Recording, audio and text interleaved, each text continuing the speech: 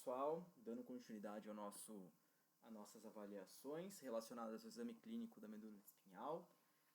Eu queria conversar com vocês agora sobre dois termos que têm ficado relativamente conhecidinhos, né, que é hands-on e hands-off.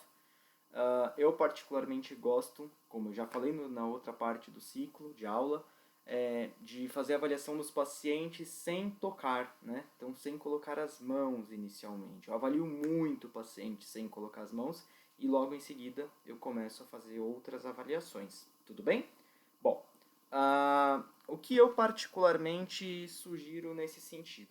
Que vocês avaliem o paciente desde a recepção, desde o começo, que ultrapassem a linha da anamnese, aquela anamnese simplesmente escrita, ultrapassem a linha do exame físico, o exame físico tradicional com o paciente na mesa. Usem o exame físico também do paciente solto, com o paciente livre. Avaliem qual é a resposta desse paciente no ambiente. Esse paciente, por exemplo, eu vou trazer para vocês quando a gente for falar do ciclo de doenças inflamatórias medulares, tá bom? A gente vai fazer um en passant sobre elas.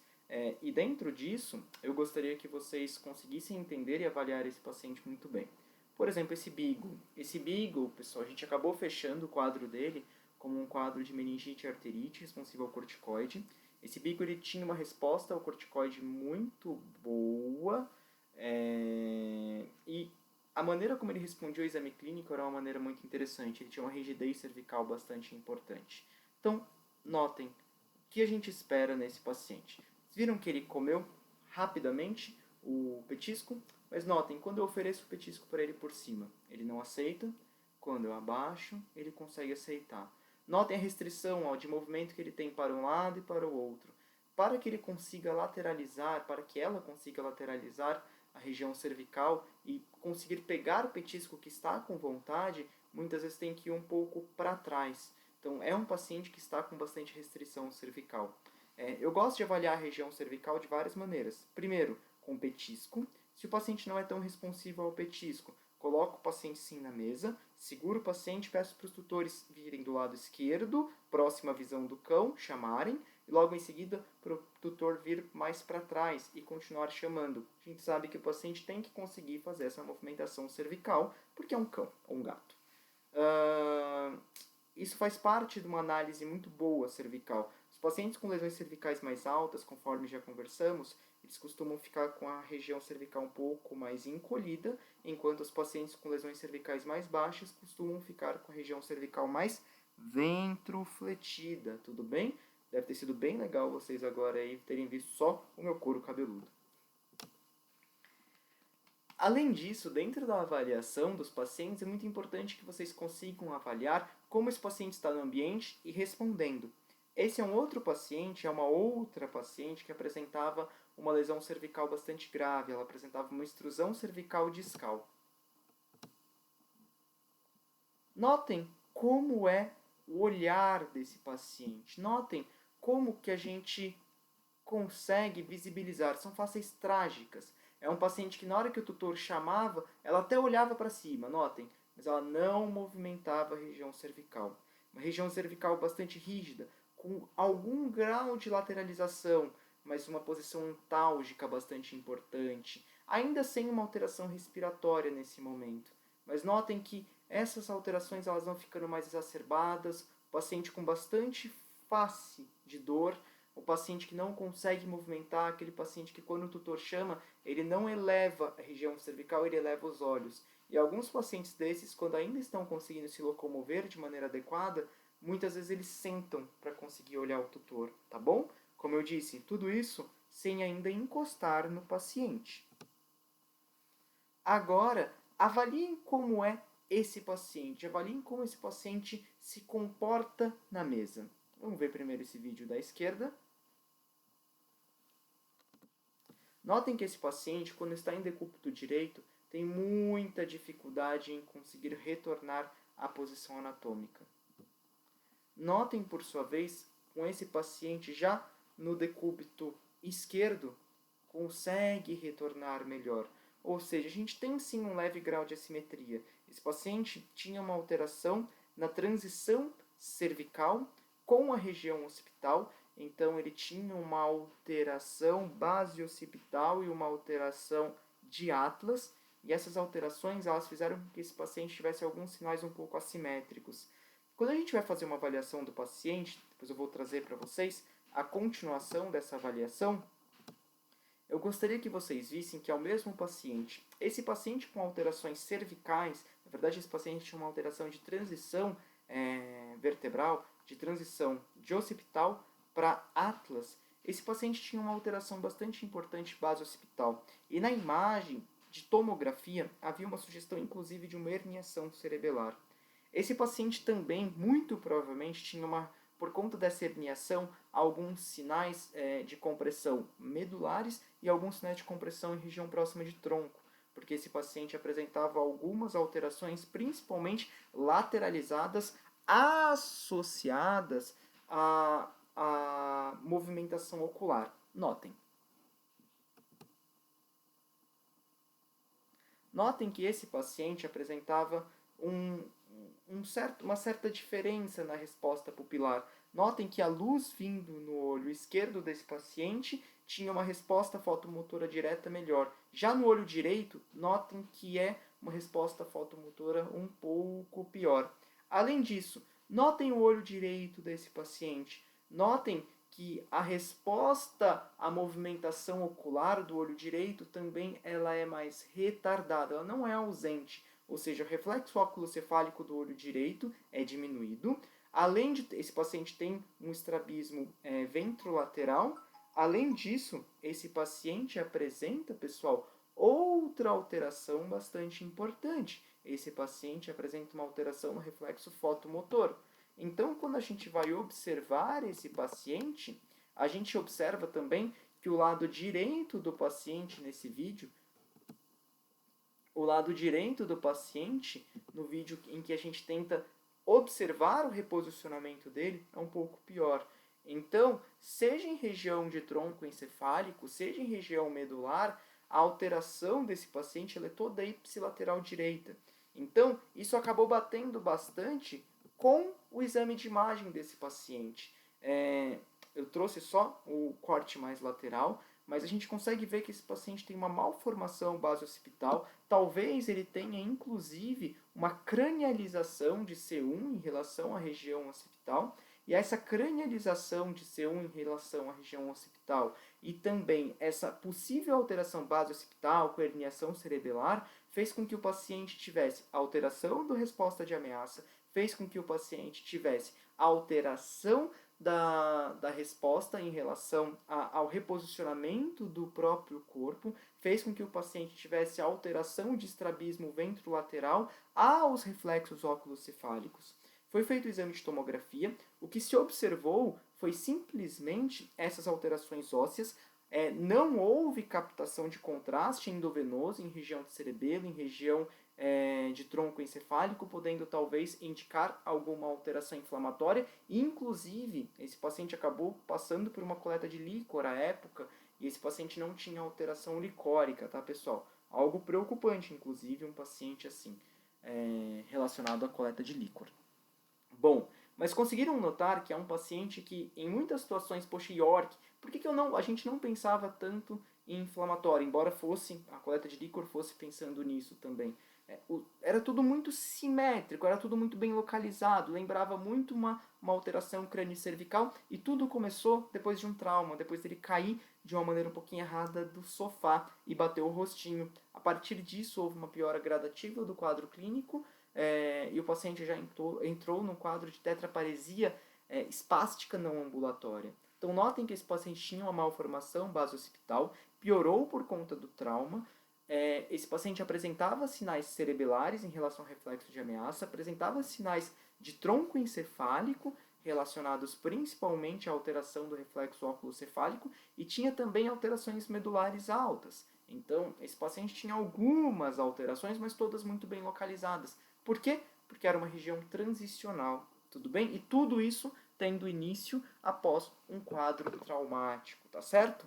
Bom, eu gosto de trazer esse caso, porque ele é um caso relativamente recente dentro da rotina, e também porque é um caso que, num primeiro momento, tirando, se não fosse o histórico de trauma, me faria pensar talvez muito mais num quadro inflamatório por atingir tantos sistemas do que num quadro mais traumático, principalmente relacionado a uma malformação já ali pré-existente, né? Bom, espero que vocês tenham entendido essa parte. A gente vai dar continuidade agora, que eu gostaria que vocês vissem essa imagem radiográfica. Nós temos uma alteração radiográfica, alguém vê aonde? Onde? Quem já teve uma aula comigo vai lembrar dessa imagem radiográfica, uma imagem que eu gosto bastante, porque é de um paciente grande. Então vamos lá. C1, C2, C3, C4, C5, C6, C... Opa! Vamos de novo. C1, C2, C3, C4, C5, C6, C7. Gente, tem uma pequena alteração entre C6 e C7 aí. A gente tem uma alteração relativamente importante entre elas. Ou seja, nós temos uma diminuição de C7. Segundo o tutor, esse paciente nunca sofreu nenhum tipo de trauma, então a gente acredita que seja realmente uma malformação vertebral que possivelmente acabou gerando uma instabilidade nessa região. Inclusive, notem que é uma vértebra muito pequena.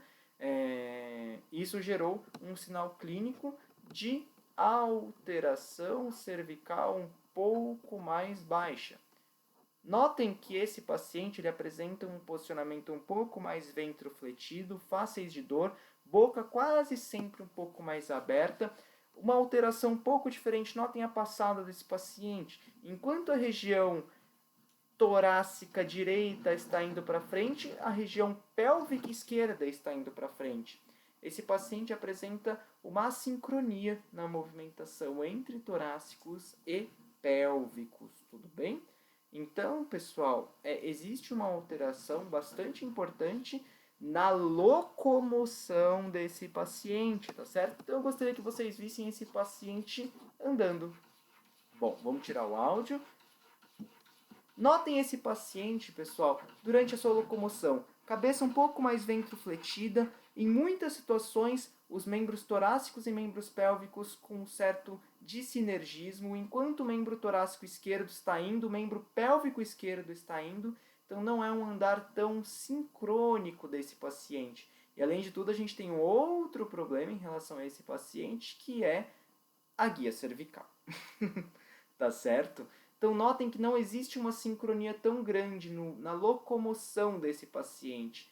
Muitas vezes ele consegue até locomover adequadamente torácico e pélvico, mas há um dissinergismo bastante importante, como nós podemos ver nessa passada desse paciente. Tudo bem? Bom, outra coisa que vocês conseguem avaliar, notem que ali a gente fez uma análise da locomoção desse paciente. Outra coisa que a gente consegue avaliar sem encostar no paciente é como está a face das unhas desse paciente, como que está o membro desse paciente. Esse paciente apresenta um desgaste da face dorsal das unhas, esse paciente apresenta uma lesão em dígito, por quê? Porque ele apresenta um déficit proprioceptivo e uma ataxia. Tudo vai variar bastante, pessoal. Então, você consegue avaliar, de acordo com a locomoção do seu paciente, além da passada, também se ele apresenta algum arrastar de membro. E esse arrastar do membro, você vai conseguir olhar, muitas vezes, na face dorsal da unha, se existe algum desgaste, como está esse desgaste. Isso pode acontecer no trauma raquimedular, em qualquer tipo de lesão que seja ela vascular, medular. Por quê? Porque vai cursar com ataxia e déficit proprioceptivo, tudo bem? Nesse caso, para as pessoas que virem o ciclo de palestras sobre as malformações vertebrais, vão conseguir avaliar e ver que esse paciente, por exemplo, ele tinha uma malformação vertebral do tipo disrafismo espinhal oculto. Bom, quando a gente observa o paciente de longe, a gente consegue observar algumas coisas. Eu vou mostrar agora uma imagem de um paciente para vocês, em que logo em seguida a gente vai mostrar um vídeo desse paciente, novamente hands-off, para que vocês consigam ver as possíveis alterações que esse paciente tem. Aqui nós teremos uma extrusão discal cervical, tudo bem?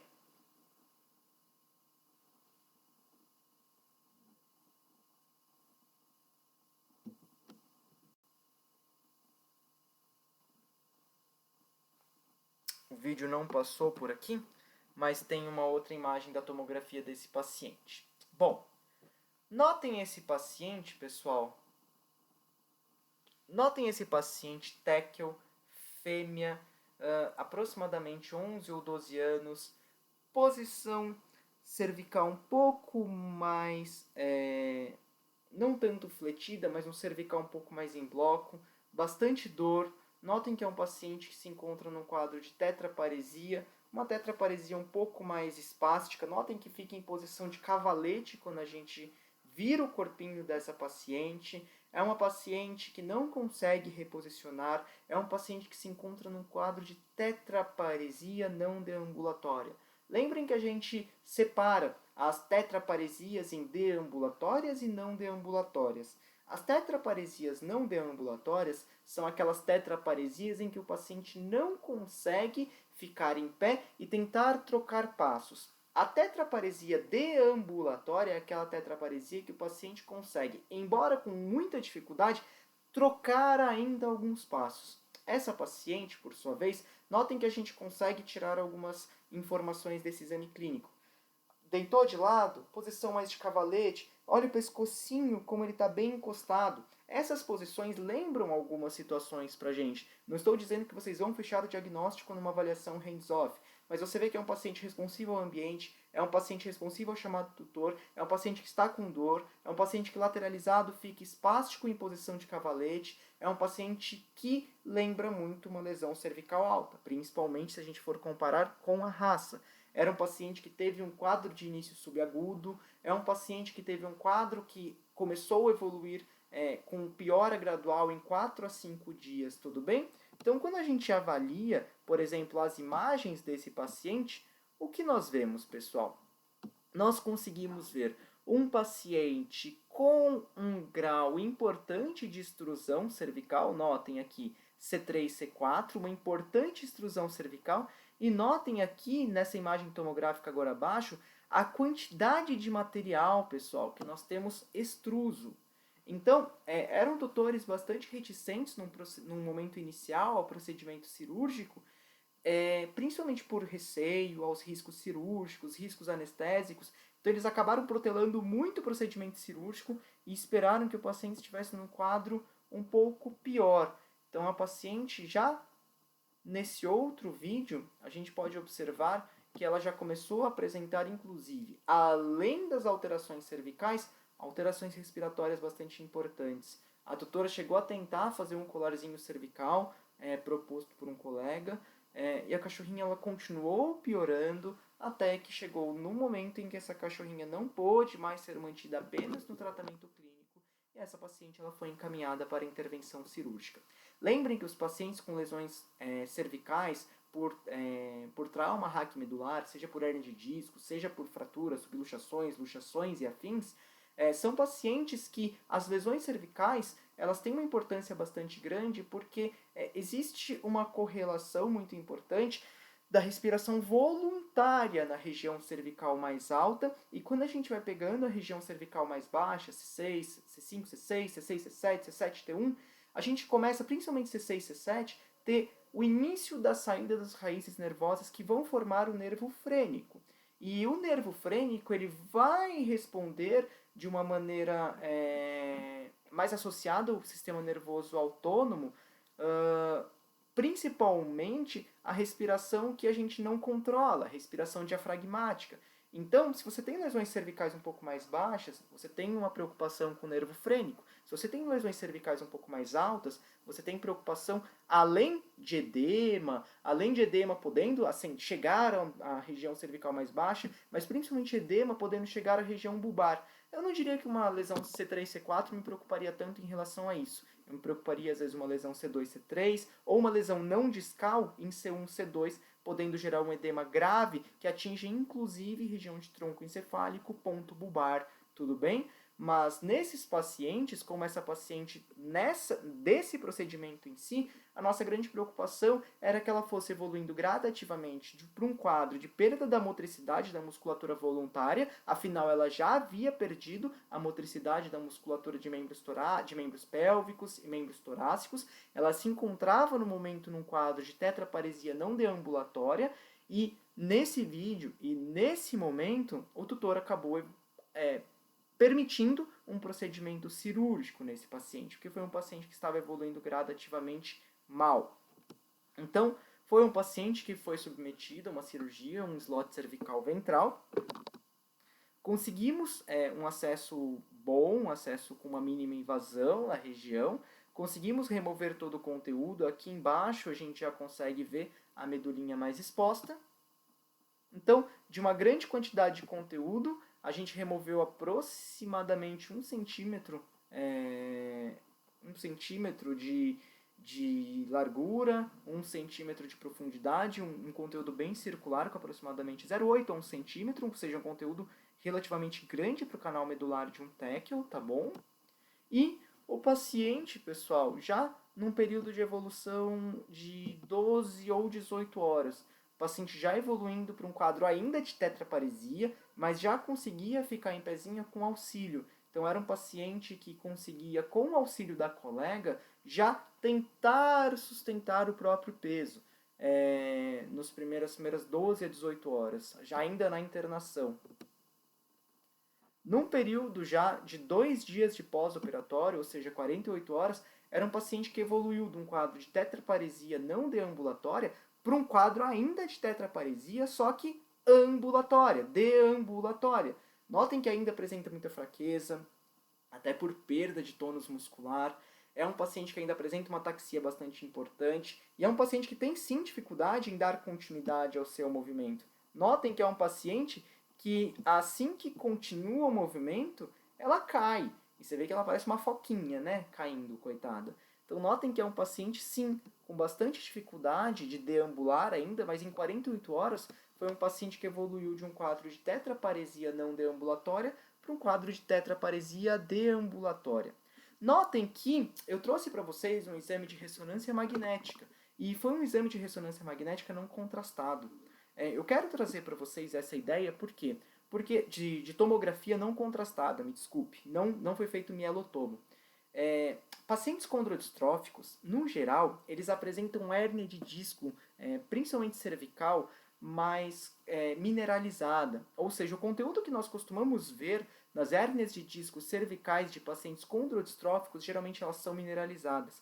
E por isso, na maior parte das situações em pacientes condrodistróficos, a gente consegue fechar o diagnóstico só com a tomografia simples, não sendo necessária, em muitas situações, a realização da mielotomografia, tudo bem? Não estou dizendo que deve ser descartada, mas estou dizendo que em muitas situações é possível se fechar o diagnóstico em pacientes condrodistróficos de hérnia de disco cervical por conteúdo, pelo conteúdo ser muito mineralizado, tudo bem? Mas aí eu já trago logo em seguida esse outro paciente. Esse outro paciente é um paciente de 14 anos, com um quadro de cervicalgia também bastante importante, em que quando nós avaliamos esse paciente sem encostar, ou seja, a gente fala hands-off, a gente vê que ele tem uma hipotrofia cervical bastante importante, então isso faz com que a gente pense em ou esse paciente talvez tenha uma lesão cervical pura e simples, ou esse paciente às vezes pode ter alguma alteração do nervo acessório, lembrando que ele tem uma importância super grande para a musculatura cervical. Então, quando a gente faz o exame radiográfico desse paciente, então a gente, além de falar do exame clínico neurológico, estamos trazendo um pouquinho para vocês, à luz dos fatos, o exame de imagem, o diagnóstico desses pacientes. Quando nós fazemos o exame de imagem desse paciente, notem que entre C6 e C7, pessoal, a gente tem uma espondilose muito importante, a gente tem um sinal de alteração muito importante, mas notem que isso parece ser mais crônico. E como foi o sinal clínico desse paciente? Subagudo.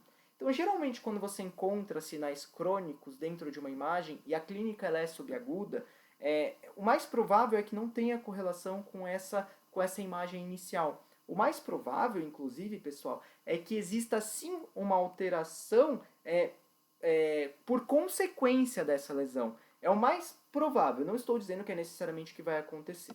Bom, encaminhamos esse paciente para o exame de mielotomografia. As tutoras ficaram bastante reticentes em realizar o exame de mielotomo, então elas optaram por realizar a tomografia simples. Notem que em C6 e C7 a gente tem realmente uma alteração de conformação vertebral, a gente tem principalmente uma pequena listese, é muito difícil dizer se realmente é uma listese, mas aparentemente a gente teve uma alteração do alinhamento vertebral nessa região, mas isso não indicou pra gente que tivesse uma compressão medular. E a doutora desejava que a gente operasse já com essa imagem, mas eu falei para ela que era impossível a gente operar com essa imagem, e eu indiquei esse paciente, mantive a indicação de uma ressonância magnética, porque a indicação para ela foi ressonância magnética, não podendo fazer a ressonância, mielotomo. Eu acabei, para esse caso, não indicando a tomo simples pelos achados radiográficos prévios. Bom, na tomografia simples, pessoal, veio a grande surpresa. Na tomografia simples, quando a gente vai contar C2, C3, C3, C4, C4, C5, C5, C6.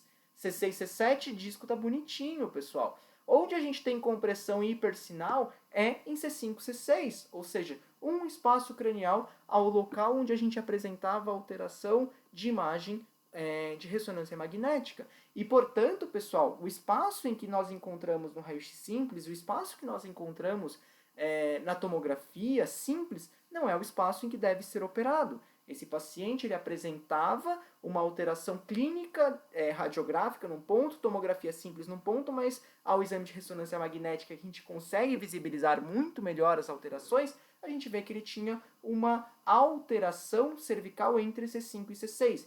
Notem que muita coisa a gente conseguiu trazer do nosso exame. Claro, eu fiz o exame clínico geral dele, mas só avaliando o posicionamento desse paciente, avaliando um paciente em tetraparesia não deambulatória, com início subagudo, com dor, associando a raça, associando a outro histórico desse paciente, a gente poderia já ter uma localização cervical. Não tinha alteração dos pares de nervos cranianos, o paciente respondia ao ambiente, o paciente era um paciente bravo. Pincher e bravo é quase que um pleonasmo vicioso, é claro, mas era um pincher bravo. Por ser um pincher bravo, por ser um paciente responsivo ao ambiente, a gente não esperaria tantas alterações encefálicas já. Dentro do exame clínico, quando a gente passou para a avaliação dos pares de nervos cranianos, não tinha alterações clínicas. Ele tinha simplesmente essa alteração de imagem. Esse paciente foi operado e esse paciente, no momento, passa bem. Eu tenho um follow-up daquele paciente de 6 meses. Quando vocês forem ver também, gente, a aula de deformidades ósseas, de malformações vertebrais, vocês vão ver exatamente esse slide em que eu trago uma vértebra próxima do normal de uma vértebra com alteração. Notem, esse paciente era um paciente com instabilidade atlas axis. E o que eu quero trazer para vocês, dentro da avaliação de vocês hands-on, hands-off, é que vocês avaliem muito bem como está esse paciente. O paciente dessa imagem tomográfica, por exemplo, era um paciente que apresentava a mesma clínica dos outros, com uma diferença. Era um paciente jovem. Era um paciente que tem clínica cervical desde muito cedo. Então, a avaliação clínica de vocês, sem colocar as mãos no paciente, também deve incluir, pessoal, a idade do paciente. Qual a idade do paciente? Você espera, por exemplo, num paciente com um histórico de um trauma bobo, ou sim um histórico exato de trauma, que ele tenha muita dor cervical desde filhote, por hérnia de disco? Você não espera hérnia de disco num paciente jovem, pessoal. As alterações que você espera no paciente mais jovem são outras. As alterações que você espera no paciente mais jovem são as alterações relacionadas às malformações vertebrais, tá certo? Uma malformação vertebral muito comum que vocês vão ver no ciclo de malformações vertebrais é a instabilidade atlantoaxial. E aí, eu trago um outro caso para vocês também, só que esse já um pouco menos hands-off. A gente já começa a fazer uma avaliação mais hands-on desse paciente. E eu trago esse caso porque é um caso bastante curioso. Porque eu acabei de falar para vocês que praticamente todas as hérnias de discos cervicais em pacientes condrodistróficos são não hidratadas, são mineralizadas. E nesse caso a gente tem uma hérnia de disco hidratada em região cervical de um téquio, inclusive numa região não tão comum. Notem, antes de começar o vídeo, que é um paciente com faces trágicas, em posiçãozinha um pouco mais de cavalete, principalmente com os membros torácicos, com bastante dor cervical. Notem, esse vídeo é um vídeo de um paciente meu, foi avaliado pela doutora Fernanda, que é um paciente, pessoal, que durante a avaliação de locomoção, o que ele apresenta? Ele apresenta uma tetraparesia não deambulatória. Notem que esse paciente ele não consegue deambular, ele não troca marcha, pessoal. Ele até apresenta algum grau de movimentação, mas esse paciente não troca a marcha. E tem um detalhe muito importante nesse tipo de paciente em relação a outros pacientes condrodistróficos, é que nas tetraparesias associadas à hérnia de disco cervical em condrodistróficos, você espera um sinal mais subagudo, ou seja, que evolua por alguns dias, talvez, por um grau de piora. Nas hérnias de disco com núcleo pulposo hidratado, você espera um sinal clínico muito mais rápido, que foi o que aconteceu nesse nosso paciente. Então, notem a evolução clínica dele. A gente acabou... esse paciente foi submetido à intervenção cirúrgica. Fizemos um slot cervical ventral. Notem aqui a cicatriz pequenininha. Aqui o acesso pequeno. Aqui uma foto também da cicatriz. E o paciente com 12 horas de pós-operatório, ainda na internação. O paciente já conseguindo ficar em decúbito external, algo que ele não conseguia fazer no pré-operatório. Consegue movimentar agora um pouco mais a região cervical, principalmente para o lado direito. Uma melhora expressiva do quadro, tentando começar a iniciar um movimento, mas ainda notem um pouco de dor, um pouco de desconforto ainda, principalmente para lateralizar a região cervical para o lado esquerdo. O Boris, no dia de tirar os pontos, pleno, feliz e contente, conseguindo movimentar a região cervical. E o Boris na clínica, no dia de tirar os pontos também. Notem que o Boris, gente, ele teve uma recuperação esplêndida. Esse paciente está com 10 dias de pós-operatório, pessoal. Esse paciente teve uma evolução clínica muito favorável. Notem que mesmo ao se chacoalhar, ele não apresentava, pessoal, nenhuma alteração importante em relação à locomoção. Notem, são 10 dias de pós-operatório. São 10 dias de pós-operatório de um paciente com uma hérnia de disco cervical. Notem a mobilidade cervical dele agora. Façam o exame neurológico dele agora, hands-on e hands-off, mas principalmente hands-off. Notem a locomoção, paciente com uma ataxia mínima, paciente com mobilização cervical excelente, paciente querendo ir embora da sala, paciente bem responsivo ao ambiente, paciente sem alteração mental, sem alteração comportamental. Quantas informações você aí em casa conseguiu tirar entre o primeiro vídeo do Boris e esse último vídeo do Boris, sabendo, é claro, que ele foi operado? Mas vocês conseguem ver as diversas alterações que esse paciente tinha no começo e as alterações que esse paciente tem agora, a alteração que esse paciente tinha no pós-operatório de 12 horas e como foi a evolução desse paciente? Então, gente, sempre tentem associar o que é uma avaliação dentro da sua anamnese, sem encostar no paciente, e como você deve proceder o exame clínico neurológico desse paciente sem nem mesmo colocar a mão nesse paciente. Vejam o paciente em que vocês observaram inicialmente como ele estava na mesa, em seguida avaliaram como que seria a deambulação dele, ou seja, um paciente em tetraparesia não deambulatória, depois observaram esse paciente no transoperatório, observaram esse paciente com 12 a 18 horas de pós-operatório e agora 10 dias. Vocês conseguem avaliar a evolução clínica desse paciente? Foi uma evolução favorável, foi uma evolução clínica muito boa que o Boris teve. E aí a gente começa a fugir um pouco da questão hands-off. E a gente começa a vir um pouco mais para o hands-on. Começamos o hands-on avaliando o Boris. A gente, além daquela avaliação, principalmente o paciente tetraparético, para ver como vai ser a locomoção dele, é importante que vocês façam outras avaliações. Saltitar lateral. Se a gente for avaliar o saltitar lateral do Boris, como é que estava? Ausente. Se a gente for avaliar o saltitar lateral do outro lado, como é que estava? Ausente. Déficit proprioceptivo do Boris, presente, ou seja, ele não tinha propriocepção ausente. Ataxia, o Boris era um grau 3 não deambulatório cervical. E eu falo grau 3 porque ele ainda apresentava alguma motricidade. Ele não estava paralisado, ele estava parético, tetraparético não deambulatório. Isso você sabe vendo, hands off. Agora vamos colocar um pouco mais a mão no paciente, colocar a mão na massa? Vejam esse paciente agora. Notem que ele apresenta um tônus muscular muito intenso. É um paciente com uma paresia ambulatória de membros pélvicos. Notem o reflexo desse paciente, pessoal. Opa! Reflexo aumentado, com um pouco de clono, sinal de cronicidade de lesão de neuromotor superior. Tudo bem? Notaram que esse paciente então apresenta hipertonia e esse paciente apresenta hiperreflexia? Então a gente começa a pensar nas lesões mais de neurônio motor superior, e eu já avisei vocês que é uma lesão mais tóraco-lombar. Vocês já viram esse vídeo ali na frente? Notem novamente, paciente com hiperreflexia do patelar. A gente vai testar outros reflexos. Notem o clonus desse paciente, bastante importante também. Reflexo tibial cranial também aumentado e o isquiático também aumentado.